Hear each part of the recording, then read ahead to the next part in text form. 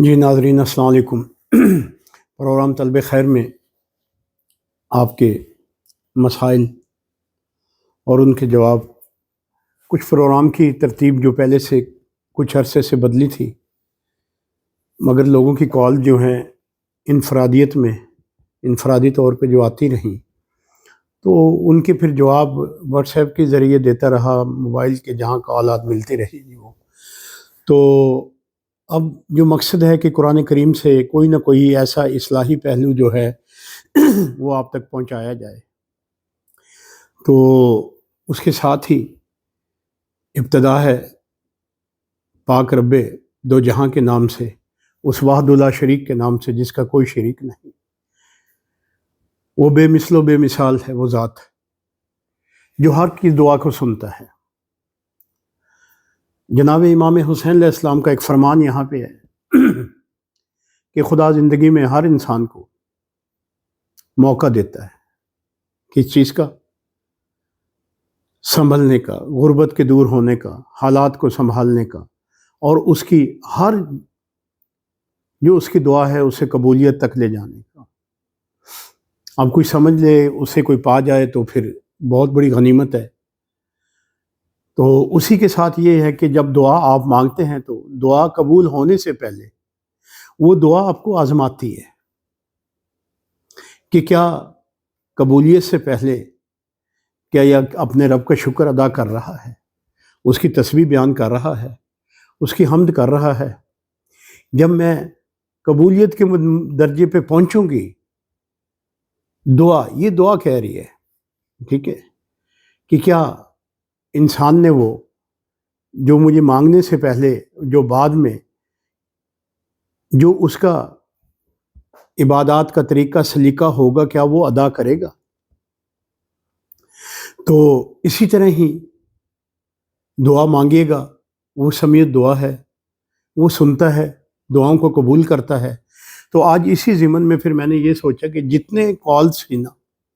یہ باہر جانے والوں کی، ویزا لینے والوں کی تاریخیں، انٹرویو کی، ساری جو بھی کالز تھیں، جو باہر جا چکے ہیں، جو باہر سیٹل ہونے کے لیے، ان کی جتنی بھی کال ملتی رہیں، جتنے بھی مجھے میسیج ملتے رہے، تو آج صرف ان کے لیے پروگرام کہ وہ سنیں۔ اور ہاں، اس میں ایک بات یہ ہے، اکثریت ان لوگوں کی ہے جو شروع میں آئے تھے اور جنہوں نے قرآن پاک کی اس آیت کو جو آج میں نے آپ کو آخر میں بیان کرنی ہے، یا اس آیت سے انہوں نے فیض و برکات اٹھائیں، الحمدللہ۔ اب ان کی روز کال ملتی ہیں، امیگریشن ویزا ملا، یہ مل گیا، وہ ہو گیا، فلاں جگہ پہنچ گئے، اٹلی پہنچ گئے، جہاں جہاں ان کی خواہش تھی، جہاں انہوں نے کوشش کی، وہ اپنے مقصد کو پا گئے وہ لوگ۔ مگر ان کی کیا تھی؟ نیت پرخلوص تھی، انہوں نے ایک ہی عبادت کو پکڑا۔ اب وہ کیا تھی؟ اب قرآن کریم کی ایک سورہ آئی تھی، اس میں یہ تھا کہ اللہ کی بارگاہ میں سجدہ ریز ہو کے دعا مانگو، عاجزی اور ادب سے۔ جب تم اس کی بارگاہ میں سجدہ ریز ہو کے سجدے میں جا کے دعا مانگو گے تو وہ کیا ہے کہ وہ تمہاری دعا کو بہت جلد قبول فرمائے گا۔ ان کی بھی دعا قبول کرتا ہے جو لیٹتے اور بیٹھتے اور اٹھتے، مگر وہاں آیت میں کہہ دیا گیا جب ہم ان کی دعا کو قبول کرتے ہیں تو وہ نہ ہمارا شکر ادا کرتے ہیں، نہ ہماری حمد بجا لاتے ہیں، بلکہ بدلحاظ ہو جاتے ہیں۔ اب جن لوگوں کے اس میں یہ آیا کہ اللہ کے آگے جھکو، سجدہ کرو، اور ادب اور عاجزی اور انکساری سے دعا مانگو، اور ایک دعا جو ہے پرخلوص طریقے سے صدقہ دے کے، ایک مانگنے کا طریقہ ہے، رنگ ہے۔ ٹھیک ہے، میں کہا کرتا ہوں، کچھ لوگ کہتے ہیں مانگنا نہیں، چلے مانگنا نہیں آتا تو اسے دینا تو آتا ہے نا پروردگار کو، وہی تو جانتا ہے نا جی۔ تو پھر کچھ ایسی چیزیں آئیں کہ اسی آیت پہ کہ جی عبادات میں مشغول رہے، بھائی لگے رہو لگے رہو لگے رہو، سنے گا۔ مولا کا فرمان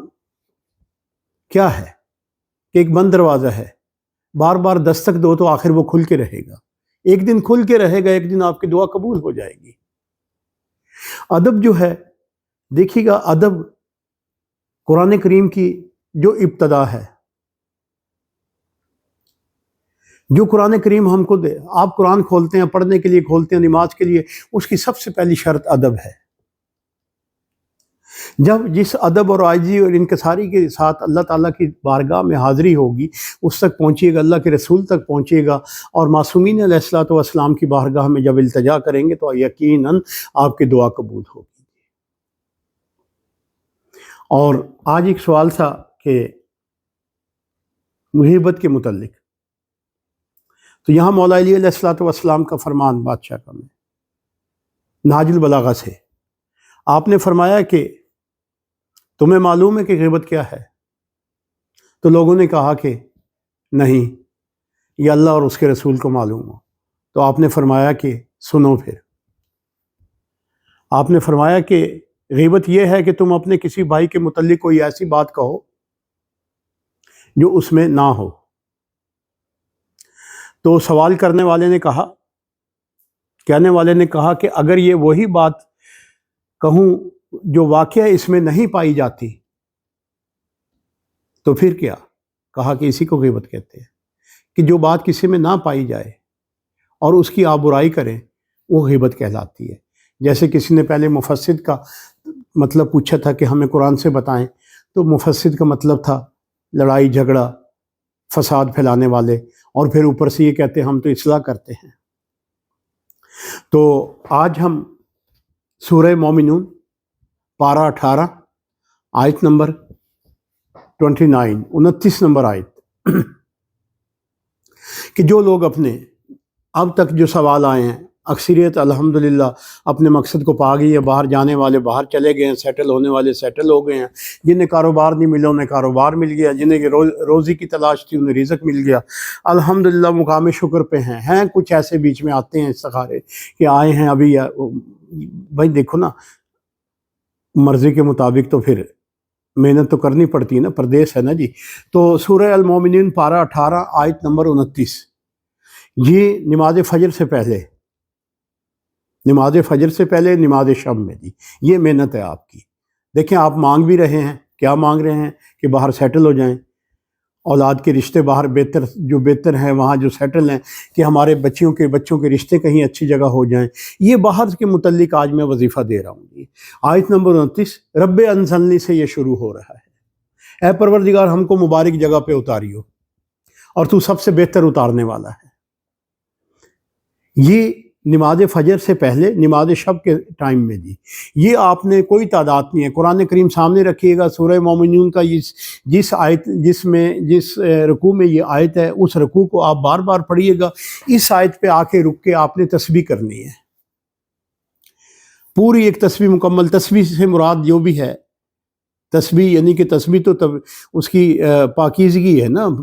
رب دو جہاں کا، وہ پہلے اسے سبحان اللہ والحمد للہ ولا الہ الا اللہ واللہ اکبر، پہلے آپ اس کا ذکر کیجئے گا، اس کی تسبیح کیجئے گا، اس کی حمد کیجئے گا۔ میں تسبیح یہ دانوں والی نہیں کہہ رہا ہے، میں تسبیح اس کی حمد و تمہید کی بات کر رہا ہوں آپ سے، وہ عرض کر رہا ہوں۔ اور اس کے بعد پھر آپ اس کی تسبیح یعنی کہ اسے پڑھتے رہیے تا وقت اس ٹائم کو آپ پڑھتے نماز فجر کے ساتھ ملا لیں، تو انشاءاللہ تعالی یہ ایک دفعہ نہیں، جب تک آپ کا مقصد آپ کو نہیں مل جاتا، وہ سمیع الدعا، وہ ذات الہی جو کہتی ہے کہ دعا مانگنے سے پہلے جب تو دعا مانگتا ہے تو دعا تجھے آزماتی ہے کہ میرے ساتھ تو کیا کرے گا، کیا میرا شکر ادا کرے گا پروردگار، کیا تو میرے حمد ادا کرے گی پروردگار کا، کیا تو اس کی تسبیح بیان کرو گے؟ آپ آباد رہیں، سدا آباد رہیں۔ اور آج کے لیے اب کل کا جو پرسوں کا جو ٹاپک ہوگا وہ بھی ایک کسی یا مرض پہ ہوگا، جو لوگ جن کے بیمار ہیں، یا اس قسم کے لوگ جو پوچھنا چاہتے ہیں، آپریشن کا پوچھنا چاہتے ہیں، اس قسم کی جو چیزیں آتی ہیں، اب نیکسٹ جو پروگرام ہوگا وہ اس پہ ہوگا، اگلے پروگرام میں ان کا جواب دے پاؤں گا جی۔ اللہ تعالیٰ آپ کو آباد و شاد رکھے ڈھیروں دعاؤں کے ساتھ، اور اسے پروگرام کو دیکھیے گا، شیئر کیجیے گا، دوسروں تک پہنچائیے گا، ضرورت مندوں کے تک پہنچائیے گا۔ والسلام، دعا گو۔